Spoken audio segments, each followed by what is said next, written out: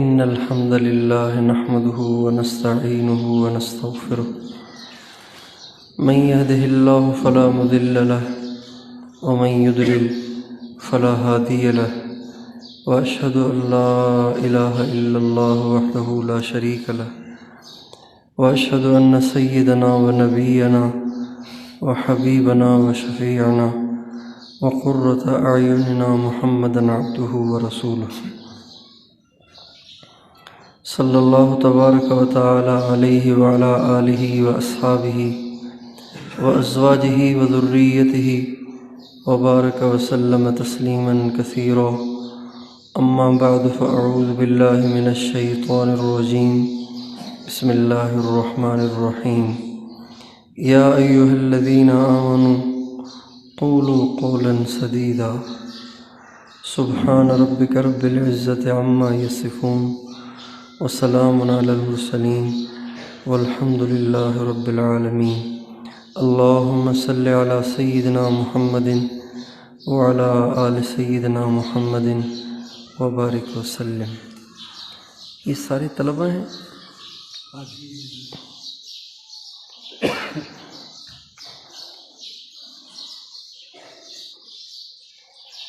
میرے محترم دوستوں، بزرگوں اور عزیزوں،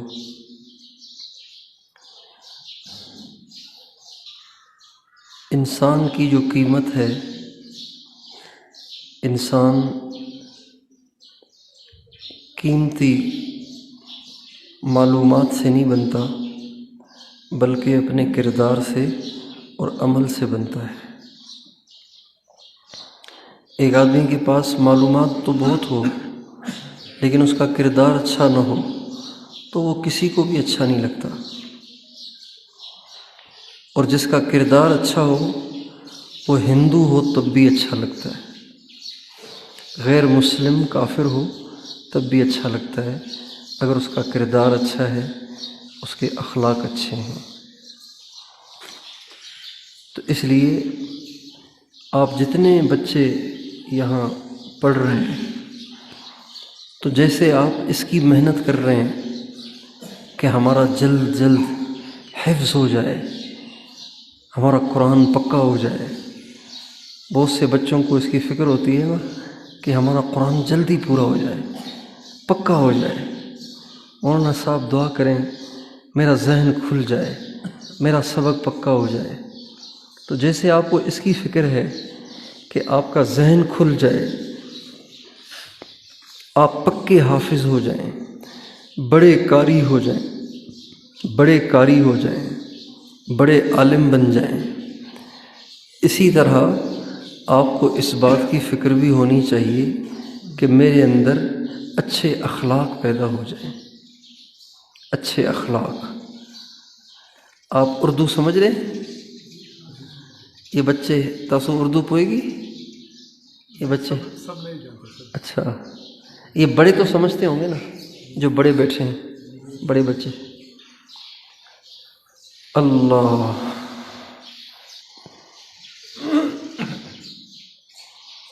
تو کردار اچھا ہونا چاہیے، اخلاق اچھے ہونے چاہیے، انسان کے اندر صفات ہونی چاہیے، اور یہ قیمت صرف دنیا میں نہیں، آخرت میں بھی جو قیمت لگے گی وہ معلومات پر نہیں لگے گی بلکہ وہ قیمت عمل پر لگے گی، کردار پر لگے گی، اخلاق پر لگے گی۔ جس کے اخلاق اچھے ہوں گے، جس کا عمل اچھا ہوگا، اور جس کے اخلاق اچھے ہوں گے، قیامت کے دن بھی اس کی قیمت لگے گی۔ اللہ تعالیٰ قرآن پاک میں فرماتے ہیں وَالْعَصْرِ إِنَّ الْإِنسَانَ لَفِي خُسْرٍ، قسم ہے زمانے کی، سارے ہی انسان خسارے میں ہیں، لیکن چند لوگ ایسے ہیں جو خسارے سے بچے ہوئے ہیں۔ ان میں سے ایک إِلَّا الَّذِينَ آمَنُوا وَعَلِمُوا الصَّالِحَاتِ، یہ تو نہیں فرمایا نا وَعَلِمُوا الصَّالِحَاتِ، صالحات کو وہ جانتے ہوں، صالحات کی ان کو معلومات ہو، یہ نہیں فرمایا۔ إِلَّا الَّذِينَ آمَنُوا وَعَمِلُوا الصَّالِحَاتِ وَتَوَاصَوْا بِالْحَقِّ وَتَوَاصَوْا بِالصَّبْرِ۔ تو عمل ضروری ہے، اچھے اخلاق ضروری ہیں، انسان کے کردار کا اچھا ہونا ضروری ہے، اس کے اعمال کا درست ہونا ضروری ہے، اور اچھے اخلاق پیدا کرنا اور برے اخلاق سے اپنے آپ کو دور رکھنا۔ بری باتیں، ہر انسان کے اندر بری باتیں ہوتی ہیں۔ غصہ ہر انسان کی طبیعت میں ہوتا ہے، ہر انسان کی طبیعت میں غصہ ہوتا ہے، اور ہر انسان کی طبیعت میں حسد ہوتا ہے، ہر انسان کی طبیعت میں زیادتی کرنے والوں کے بارے میں دل میں بغض آ جاتا ہے، یہ ہر انسان کے ساتھ ہوتا ہے۔ لیکن ان برے اخلاق کو نکالنا اور اچھے اخلاق کو پیدا کرنا۔ برے اخلاق میں سب سے زیادہ برا خلق، سب سے زیادہ بری عادت، جس کو احادیث مبارکہ میں بہت زیادہ بری احادیث بتایا گیا ہے، وہ ہے جھوٹ بولنا۔ جھوٹ بولنا یہ بہت بڑا جرم ہے، بہت بڑا گناہ ہے۔ اللہ تعالیٰ جھوٹوں کو بالکل پسند نہیں فرماتے۔ جو لوگ جھوٹ بولنے کے عادی ہوتے ہیں تو وہ بڑے ہو کر بھی جھوٹ بولتے رہتے ہیں، اور بڑے ہو کر بھی ان کے اخلاق، ان کے اعمال نہیں سدھر پاتے، ان کی اصلاح نہیں ہوتی۔ اللہ تعالیٰ قرآن پاک میں فرماتے ہیں، یا ایھا الذین آمنوا قولوا قولا سدیدا، اے ایمان والو سچی بات کہو۔ جب تم سچی بات کہو گے تو اس کا اثر یہ ہوگا، یصلح لکم اعمالکم، اللہ تعالیٰ تمہارے اعمال کو درست کر دے گا اور صحیح کر دے گا۔ عام طور سے مدرسوں میں پڑھنے والے جو بچے ہوتے ہیں، شیطان ان کے اندر جھوٹ کی گندی عادت کو ڈال دیتا ہے۔ جھوٹ بولتے ہیں، غلط بیانی کرتے ہیں۔ غلط بیانی کرنا اور جھوٹ بولنا اللہ کو بالکل پسند نہیں ہے۔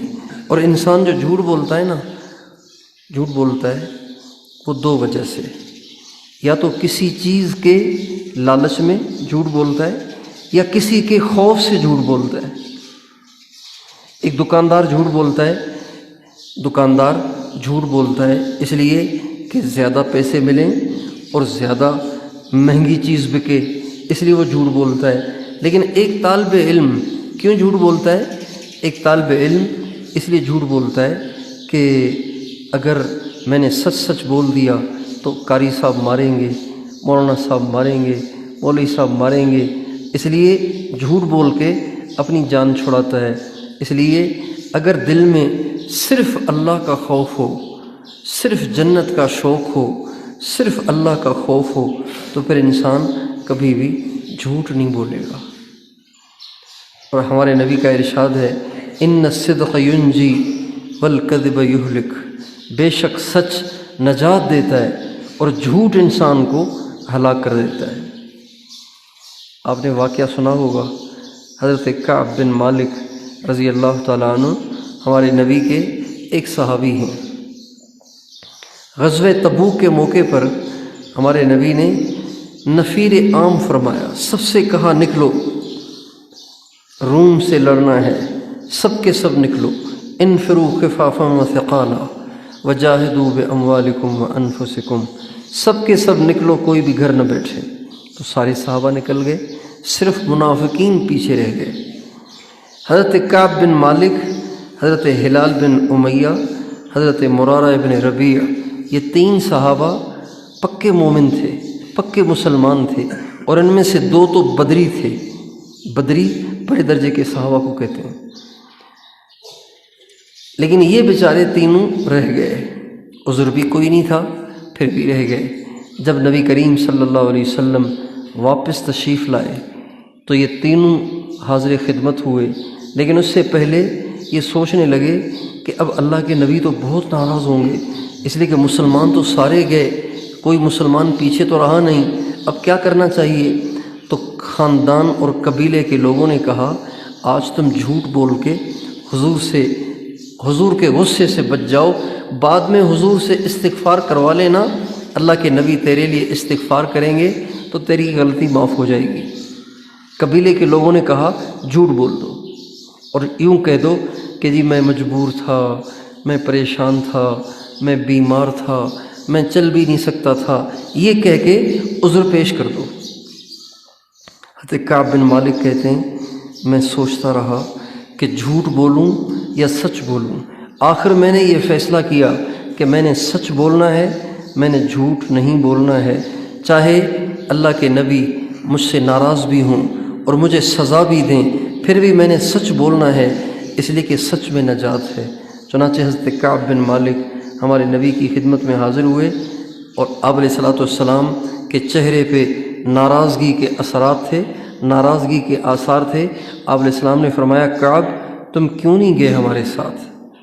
حضرت کعب کہنے لگے یا رسول اللہ اگر میں آج کسی دنیا دار کے سامنے ہوتا تو مجھے بولنا بھی خوب آتا ہے، میں جھوٹ بول کے اور ہیلے بہانے کر کے میں آج اس کے غصے سے بچ سکتا تھا، لیکن میں آج کسی دنیا دار کے سامنے نہیں، میں اللہ کے محبوب کے سامنے ہوں، اس لیے میں جھوٹ نہیں بولتا۔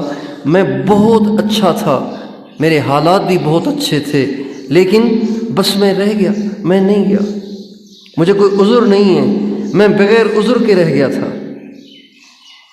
آپ علیہ السلام نے فرمایا اس نے سچ کہا، صدق واللہ، اس نے سچ کہا۔ پھر آپ نے فرمایا اب تم اٹھ جاؤ، اب تمہارا فیصلہ اللہ کے ہاں ہوگا۔ اور آپ نے فرمایا سارے مسلمانوں سے فرمایا آج کے بعد کوئی بھی کعب سے گفتگو نہ کرے، کوئی بھی کعب سے بات نہ کرے۔ 40 دن اس طرح گزر گئے۔ 10 دن 40 دن کے بعد آپ علیہ السلام نے فرمایا اپنی بیویوں سے بھی الگ ہو جاؤ، اکیلے زندگی گزارو اپنے گھروں میں۔ 50 دن تک حضرت کعب بن مالک کہتے ہیں ہم مدینے میں ایسے گھومتے تھے جیسے ہم کوئی باہر کے لوگ ہوں، نہ کوئی سلام کا جواب دیتا تھا، نہ کوئی ہمارا حال پوچھتا تھا، نہ کوئی ہمیں سلام کرتا تھا، نہ کوئی ہماری طرف دیکھتا تھا، ایسے جیسے ہم کوئی کافر ہوں اور دشمن ہوں اور کوئی منافق ہوں، ہمارے ساتھ کوئی ہمیں لفٹ ہی نہیں کراتا تھا۔ تو 50 دن گزرنے کے بعد اللہ کے نبی نے حضرت ابو طلحہ انصاری سے فرمایا جاؤ جا کے کعب کو بشارت دو کہ اللہ تعالیٰ نے اس کی توبہ کو قبول کر لیا ہے اور اللہ تعالیٰ نے اس کو معاف کر دیا ہے۔ چنانچہ 50 دن کے بعد ان کی معافی کا اعلان ہوا۔ یہ 50 دن ان کے کیسے گزرے، قرآن کی ایک آیت نے اس کی بڑی عجیب تصویر کھینچی ہے۔ وَضَاقَتْ عَلَيْهِمُ الْأَرْضُ بِمَا رَحُبَتْ، زمین باوجود اپنی وسعت کے ان کے لیے تنگ ہو گئی تھی اور ان کا جینا دشوار ہو گیا تھا، اور 50 دن کے بعد اللہ تعالیٰ نے دعا قبول فرمائی۔ بھاگے بھاگے حضور کے پاس پہنچے، جب آئے تو آپ علیہ السلام مسکرا رہے تھے۔ حضرت کعب کہتے ہیں جب میرے نبی مسکراتے تھے تو آپ 14ویں کے چاند سے زیادہ خوبصورت لگتے تھے۔ اور صحابہ نے آگے بڑھ کے مجھے گلے لگایا اور سب نے کہا کعب تجھے مبارک ہو، تجھ سے اللہ بھی راضی ہو گیا، تجھ سے اللہ کے نبی بھی راضی ہو گئے۔ حضرت کعب کہتے ہیں اس دن میں نے یہ ٹھان لی کہ آج کے بعد جھوٹ نہیں بولوں گا، ہمیشہ سچ بولوں گا، اس لیے کہ سچ نے مجھے نجات دی۔ تو آپ سارے بچوں سے یہ درخواست ہے کہ کبھی بھی قاری صاحب کے ڈر سے، کبھی مولانا صاحب کے ڈر سے، کبھی استاد جی کے ڈر سے جھوٹ نہ بولنا، ڈنڈے کھا لینا، مرغے بن جانا، کان پکڑ لینا اور پٹائیاں کھا لینا، جھوٹ نہ بولنا، اس لیے کہ جھوٹ بول کر آپ استاد کے ڈنڈے سے تو بچ جائیں گے لیکن اللہ ناراض ہو جائے گا۔ تو آپ میں سے کون کون ہمیشہ سچ بولنے کے لیے تیار ہے؟ ہاں بھائی سچ بولیں گے نا، جھوٹ تو نہیں بولیں گے۔ جھوٹ کو پشتوں میں دروغ کہتے ہیں نا، کیا کہتے ہیں؟ ہاں، اور مت کہو موایا ہے، موایا، دروغ موایا۔ اور سچ کو کیا کہتے ہیں؟ ہیں ہمیشہ رختیا وایا دروغ موایا اللہ تعالیٰ ناراض شئی. تو ایک تو جھوٹ نہیں بولنا. دوسری بات یہ ہے کہ جو نوجوان بچے ہوتے ہیں نا، یہ تھوڑی تھوڑی بات پہ آپس میں لڑتے ہیں. تھوڑی تھوڑی بات پہ آپس میں لڑتے ہیں. لڑتے ہیں کہ نہیں لڑتے ہیں؟ آپ لوگ لڑتے ہیں؟ آپ لوگ لڑتے ہیں؟ ان سے کوئی پشتوں میں پوچھے گا تو سے جھگڑے کا وہ پخلا کے کرتے ہیں نا؟ نہیں نہیں کرتے ہوں گے، ایسے کیسے فرشتے تھوڑی ہیں. یہی دروغ ماں اول فائدہ خبر اگڑا گیا جھگڑے کا وہ. اچھا پھر تو آپ فرشتے ہیں. نہیں، بچے لڑتے ہیں. بچے لڑتے ہیں. ہمارے گھر میں سارے بچے سارا دن لڑتے رہتے ہیں. بچے ضرور لڑتے ہیں، تھوڑی تھوڑی بات پہ لڑتے ہیں. اگرچہ دل میں نہیں رکھتے، پھر تھوڑی دیر کے بعد پھر ٹھیک ہو جاتے ہیں، پھر کھیلتے رہتے ہیں. ہمارے گھر میں کئی بچے ہیں، تو ایک بچہ آئے گا میرے پاس، مجھے بابو کہتے ہیں. گھر میں کہتے ہیں بابو مجھے فلاں نے بہت مارا ہے، یہ کہہ کے روئے گا. اچھا وہ روئے گا تو میں کہوں گا کہ میں سوچتا ہوں کہ اس کو تو کوئی بہت زیادہ چوٹ لگی ہے بیچارے کو، تو میں غصے میں پھر دوسرے بچے کے پاس جاتا ہوں، کیوں مارا ہے تم نے اس کو؟ آئندہ مارا تو میں پٹائی کروں گا تمہاری. اچھا تھوڑی دیر کے بعد دیکھتا ہوں یہ پھر آپس میں ہنس رہے ہوتے ہیں، کھیل رہے ہوتے ہیں، اور آپس میں ہنسی خوشی چل رہے ہوتے ہیں. تو بچوں میں یہ بڑی خوبی ہے کہ لڑتے تو ہیں لیکن دل صاف رکھتے ہیں. یہ نہیں سوچتے کہ اس نے کل مجھے مارا تھا نا، اب میں کبھی اس سے بات نہیں کروں گا، ایسے کبھی نہیں کہتے. اس لیے بچوں کے دل صاف ہوتے ہیں. لیکن تھوڑی دیر کے لیے بھی لڑا مت کرو. اگر ابھی سے لڑائیاں چھوڑنے کے عادی بنو گے تو بڑے ہو کر لڑائیوں سے بچو گے. اگر ابھی ہاتھ سے لڑو گے تو تھوڑے سے بڑے ہو کر لاٹھی سے لڑو گے، اس سے بڑے ہو کر گن سے لڑو گے. یہ جو لوگ گنوں سے لڑتے ہیں نا، کلاشن کوف سے لڑتے ہیں، ریوالور سے لڑتے ہیں. آپ کے یہاں تو ریوالور نہیں ہوتا ہوگا، گن ہی ہوتی ہوں گی. کلاشن سے لڑتے ہیں تو یہ ہمیشہ کلاشن سے نہیں لڑتے تھے. پہلے بچپن میں ہاتھوں سے لڑتے تھے، پھر بڑے ہو کر لاٹھیوں سے لڑتے تھے، ڈنڈوں سے لڑتے تھے. جب ان کے ہاتھوں میں کلاشن کوف آ گئی تو پھر اس سے لڑنے لگے. اس لیے لڑنا نہیں ہے، بلکہ اگر کوئی آپ کو مار بھی دے تو اس کو معاف کر دو. آپ کی کوئی جوتی اٹھا کے کھیلنے چلا جائے، بچوں کی جوتیاں پہنتے ہیں نا، بغیر اجازت کے پہنتے ہیں بچے بچوں کی جوتیاں.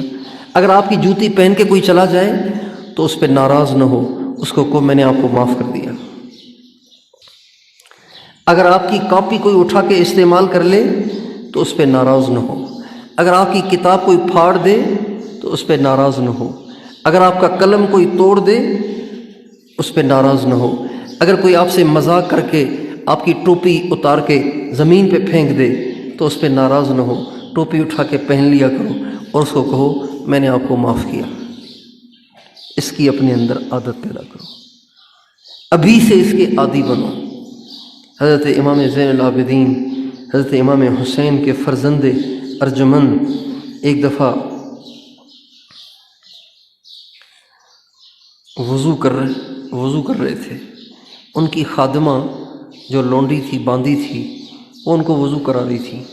تو وضو کراتے ہوئے لوٹے کی جو نوک تھی وہ ان کے یہاں لگ گئی اور خون نکل آیا. جب خون نکلا تو وہ غصے سے اس کو دیکھنے لگے. جب غصے سے دیکھا تو باندی نے کہا والکاظمین الغیظ، اور وہ لوگ جو غصے کو پیتے ہیں تو فرمانے لگے قظمت غیظی، پی لیا میں نے اپنے غصے کو. پھر اس نے آیت کا اگلا حصہ پڑھا والعافین عن الناس، اور وہ معاف کرنے والے ہیں. فرمایا عفوت عنکی، میں نے تجھے معاف کر دیا. اس نے اگلا ٹکڑا پڑھا واللہ یحب المحسنین، اللہ احسان کرنے والوں کو پسند فرماتا ہے. فرمایا جاؤ میں نے تجھے آزاد کر دیا. یہ اخلاق آپ چھوٹے چھوٹے بچے ابھی سے اپنے اندر پیدا کریں. غصے نہ ہوں، کسی سے لڑے نہیں، کسی کو مارے نہیں، معاف کریں اور درگزر کریں۔ یہ اخلاق ابھی سے آپ سیکھنا شروع کریں۔ یہ 2 باتیں ہو گئیں۔ تیسری بات، جب اذان ہوتی ہے نا، نماز کی اذان ہوتی ہے، تو آپ اذان کے بعد گپ شپ، کھیل کود، ادھر ادھر جانا، اس میں نہ لگیں۔ اذان سنتے ہی آپ سب کے سب فوراً مسجد میں آئیں، اس کی عادت ڈالیں۔ عام طور سے مدرسوں میں پڑھنے والے جو بچے ہوتے ہیں وہ کبھی دوسری رکعت میں پہنچتے ہیں، کبھی تیسری رکعت میں پہنچتے ہیں، کبھی پہلی رکعت میں تکبیر اولیٰ فوت ہو جاتی ہے پھر پہنچتے ہیں۔ ہاں، اگر کوئی قاری صاحب ڈنڈے والے ہوں اور وہ دروازے پہ کھڑے ہوئے ہوں کہ کون کون نماز کھڑا ہونے سے پہلے نہیں پہنچا، تو پھر تو بچے پابندی سے آتے ہیں۔ اور جہاں کوئی قاری صاحب ڈنڈے والے نہ ہوں تو اس میں پھر طلبہ سستی کرتے ہیں اور تکبیر اولیٰ کے ساتھ نماز پڑھنے کی پابندی نہیں کرتے۔ آپ سارے بچے اس کی بھی کوشش کریں۔ التکبیرۃ الاولیٰ خیر من الدنیا وما فیہا، ایک تکبیر اولیٰ ساری دنیا کی دولتوں سے زیادہ اہم اور قیمتی ہے۔ ایک تکبیر اولیٰ۔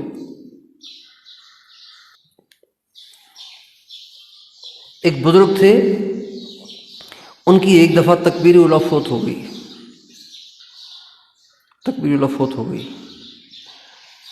تو کچھ لوگوں کو معلوم ہوا کہ ان کی تکبیر اولیٰ فوت ہو گئی، تو وہ ان کی تعزیت کے لیے آئے۔ جیسے ہمارے ہاں کوئی مر جائے تو تعزیت کے لیے جاتے ہیں نا، ان کی تعزیت کے لیے گئے کہ جی ہمیں پتہ چلا کہ آپ کی تکبیر اولیٰ چلی گئی، بڑا افسوس ہوا، اللہ تعالیٰ آپ پہ رحم فرمائے۔ لیکن تھوڑے لوگ آئے، زیادہ نہیں آئے، تو فرمانے لگے اگر میرا بیٹا مر جاتا تو آدھا بلخ میری تعزیت کرتا، میری تکبیر اولیٰ چلی گئی تو تھوڑے سے لوگ آئے میری تعزیت کرنے کے لیے۔ اس سے آپ اندازہ لگائیں کہ تکبیر اولیٰ کی کتنی اہمیت ہے۔ اس لیے جو ہی اذان ہو، مؤذن کیا کہتا ہے؟ حی علی الصلاۃ، آؤ نماز کی طرف۔ کب آؤ؟ بعد 20 دقیقہ، 20 منٹ کے بعد آؤ۔ بعد 15 دقیقہ، 15 منٹ کے بعد آؤ، نہیں ابھی آؤ۔ جب مؤذن بلاتا ہے حی علی الصلاۃ، آؤ نماز کی طرف، ہم کہتے ہیں کہ ابھی تو میں نے کپڑے دھونے، طلبہ کہتے ہیں ابھی تو میں نے کپڑے دھونے، میرے کپڑے میلے تو میں نے بھی پہلے کپڑے دھونے، پھر انشاءاللہ میں نماز میں شریک ہو جاؤں گا۔ ایسے نہ کرو، اذان سنتے ہی مسجد میں آؤ، کپڑے کسی اور وقت دھو لو۔ نماز کو اور جماعت کو اور رکعت کو اور تکبیر اولیٰ کو خطرے میں نہ ڈالو، بلکہ اہتمام کے ساتھ آ کے تکبیر اولیٰ سے نماز پڑھیں۔ حضرت سعید بن مسیب رحمۃ اللہ علیہ نے 40 برس تک ان کی تکبیر اولیٰ فوت نہیں ہوئی، 40 برس تک ان کی تکبیر اولیٰ فوت نہیں ہوئی، اور 20 برس ان کے ایسے گزرے کہ اذان سے پہلے وہ مسجد میں موجود ہوا کرتے تھے۔ میرے دوستو، عزیزو، یہ صفات ہیں جن کو ہم نے اپنے اندر پیدا کرنا ہے۔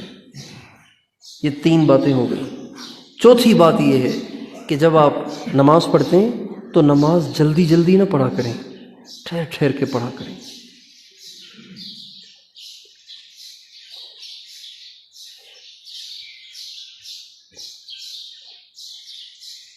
میں نے اپنی زندگی میں ایسے طالب علم انگلیوں پہ گننے جتنے بھی نہیں دیکھے جو ٹھہر ٹھہر کے نماز پڑھتے ہیں، اتنی تھوڑی تعداد بھی نہیں دیکھی جن کو انگلیوں پہ گنا جا سکے جو ٹھہر ٹھہر کے نماز پڑھتے ہیں۔ طالب علم کی نماز ہوتی ہے اٹھک بیٹھک، اٹھک بیٹھک، اٹھک بیٹھک، بھاگ دوڑ۔ اس لیے آپ نماز پڑھیں خشوع و خضوع کے ساتھ، نماز پڑھیں دھیان کے ساتھ، نماز پڑھیں آہستہ آہستہ آرام کے ساتھ۔ اللہ تعالیٰ قرآن پاک میں فرماتے ہیں قد افلح المؤمنون الذین هم فی صلاتهم خاشعون والذین هم عن اللغو معرضون، کامیاب ہو گئے وہ مومن جو نماز میں خشوع و خضوع کے ساتھ کھڑے ہوتے ہیں۔ تو آپ ٹھہر ٹھہر کے آرام آرام سے لمبا رکوع، لمبا سجدہ، لمبا قیام، بے شک آپ سورہ یاسین نہ پڑھیں، अलम तरा कैफ़ पढ़ें, लेकिन ठहर ठहर के पढ़ें। सुभान रब्बियल अज़ीम, सुभान रब्बियल अज़ीम, सुभान रब्बियल अज़ीम, ऐसे नहीं, सुभान रब्बियल अज़ीम, सुभान रब्बियल अज़ीम, सुभान रब्बियल अज़ीम, इस तरह से पढ़ा करें। सुभान रब्बियल आला, सुभान रब्बियल आला, सुभान रब्बियल आला, इस तरह से पढ़ा करें। तैयार हैं इंशाल्लाह? ठहर ठहर के नमाज पढ़ेंगे इंशाल्लाह। और भाई आखिरी बात यह है कि आप छोटे बच्चे हैं ना, आप मासूम हैं, अल्लाह के मेहमान हैं, अल्लाह के नबी के मेहमान हैं। आप अपने लिए भी अल्लाह ताला से दुआ करो कि अल्लाह ताला दीन की खिदमत के लिए कबूल करे, और सारे इलाके के लिए, सारी उम्मत के लिए दुआ किया करो। मासूम बच्चों की दुआएं अल्लाह के यहाँ रद्द नहीं होती। हमारे उस्ताद मोहतरम हज़रत मौलाना जमशेद अली साहब, हज़रत शेखुल इस्लाम मौलाना सैयद हुसैन अहमद मदनी रहमतुल्लाह अलैह के शागिर्द रशीद थे, उनके शागिर्द थे। तो एक दफ़ा एक इलाके में मस्जिद का इफ्तिताह था, मस्जिद का इफ्तिताह था, संगे बुनियाद था, मस्जिद का संगे बुनियाद था। तो इनको बुलाया, इतने बड़े बुज़ुर्ग हैं, सारी दुनिया में लाखों उनके चाहने वाले हैं, चलो ये इतने बड़े बुज़ुर्ग आएंगे, मस्जिद का संगे बुनियाद, पहली ईंट रखेंगे, दुआ करेंगे तो बहुत बरकत होगी। हज़रत मौलाना जमशेद साहब तशरीफ़ लाए, और जब पत्थर रखने का वक्त आया तो हज़रत मौलाना जमशेद साहब दाएं बाएं देखने लगे। तो देखा कि करीब में कुछ झोपड़ियाँ थीं, खाना बदोश थे। जो लोग खाना बदोश होते हैं ना, खाना बदोश होते हैं, उनका एक बच्चा, उसने कपड़े भी नहीं पहने हुए थे, शलवार भी नहीं थी उसको, छोटा बच्चा। मौलाना ने कहा इस बच्चे को पकड़ के लाओ। उस बच्चे को पकड़ के लाए, उसके हाथ में ईंट दी और फरमाया ये ईंट इस जगह रखो। उस बच्चे से उस जगह ईंट रखवाई, उसके बाद दुआ मांगी। बाद में मौलाना से किसी ने पूछा, हज़रत संगे बुनियाद के लिए तो आपको बुलाया, आपने उस नंगे बच्चे से संगे बुनियाद रखवा लिया। फरमाया मैं जैसा भी हूँ लेकिन गुनाहगार तो हूँ ना, लेकिन बच्चा जो मासूम है उस पर कोई गुनाह नहीं है, लिहाजा उसके हाथों में जो बरकत है वो बड़े से बड़े बुजुर्ग के हाथों में भी नहीं है। इसलिए आप जितने बच्चे हैं, आप रोज़ाना अल्लाह से उम्मत के लिए दुआ करो, ए अल्लाह उम्मत को माफ़ फरमा, उम्मत को हिदायत अता फरमा, उम्मत की मदद फरमा। क्या दुआ करोगे? हैं जी, पश्तो में बताओ भाई इनको ये तीनों दुआएं। ए अल्लाह, या अल्लाह उम्मत को क्या अरबी पश्तो में को क्या कहते हैं? उम्मत ला। या अल्लाह उम्मत ला माफ़ का, या अल्लाह टूल उम्मत माफ़ करे, टूल उम्मत ला माफ़ का, और या अल्लाह सारी उम्मत को हिदायत दे। इसकी पश्तो क्या होगी? या अल्लाह टूल उम्मत ला हिदायत वरका, और या अल्लाह सारी उम्मत की मदद फरमा। या अल्लाह टूल उम्मत मदद फरमाए, टूल उम्मत मदद फरमाई। रोज़ाना ये दुआ करनी है आपने। ये बच्चे अगर ये दुआएं करेंगे, इंशाअल्लाह उम्मत का इनकी दुआओं से बेड़ा पार हो जाएगा। कोशिश करेंगे इंशाअल्लाह। बस मैं बात ख़त्म कर रहा हूँ, इतनी सी बात अर्ज़ करता हूँ कि इल्म का रास्ता अदब के बग़ैर तय नहीं होता। बाअदब बानसीब, बेअदब बेअदब बेनसीब, बाअदब बानसीब, बेअदब बेनसीब। बाअदब को क्या कहते हैं पश्तो में? बेअदब को बेअदबी कहते हैं, और बेनसीब को बेनसीबी कहते हैं, बदनसीब। बेअदब बदनसीब, बाअदब खुश नसीब। तो इसलिए अदब करना है। किसका अदब करना है? उस्ताद का।